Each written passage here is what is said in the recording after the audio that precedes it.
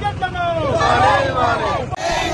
ఇవాళ పొజిషన్లో ఉన్న వారికి పట్టా సర్టిఫికెట్లను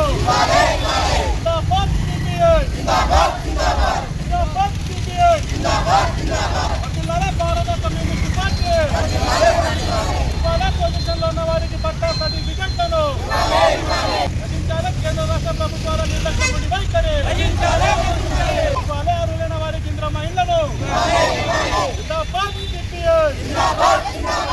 కమ్యూనిస్టు పార్టీ సిపిఐ ఆధ్వర్యంలో రాష్ట్ర సమితి పిలుపు మేరకు సంగారెడ్డి జిల్లా కలెక్టరేట్ కార్యాలయం ముందు చలో కలెక్టరేట్ కార్యాలయం కార్యక్రమం తీసుకోవడం జరుగుతూ ఉన్నది.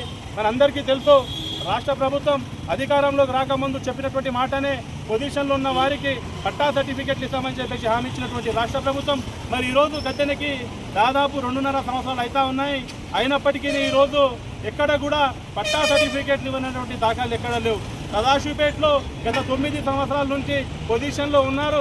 అదేవిధంగా రంగారెడ్డి మార్క్స్ నగర్లో దాదాపు 22 సంవత్సరాల నుండి పొజిషన్లో ఉన్నప్పటికీ ఎన్నో ప్రభుత్వాలు మారినాయి, ఎన్నో హామీలు ఇవ్వడం జరిగింది. కానీ ఈ రోజు దాకా కూడా వరకు పట్టా సర్టిఫికెట్లు ఇవ్వనటువంటి దాఖలాలు ఎక్కడ కనిపించలేదు. ఈరోజు మనం రాష్ట్రంలో చూస్తూ ఉన్నాము, ఎక్కడంటే అక్కడ బడా భూ బకాదారులు అక్కడ ప్రభుత్వ భూములను భూదాన్ భూములను ఆక్రమించుకొని వారి పట్టా సర్టిఫికెట్లు తీసుకొని వారు ఈరోజు ప్లాట్లు చేసి వెంచర్ చేసి అమ్మేటటువంటి పరిస్థితి.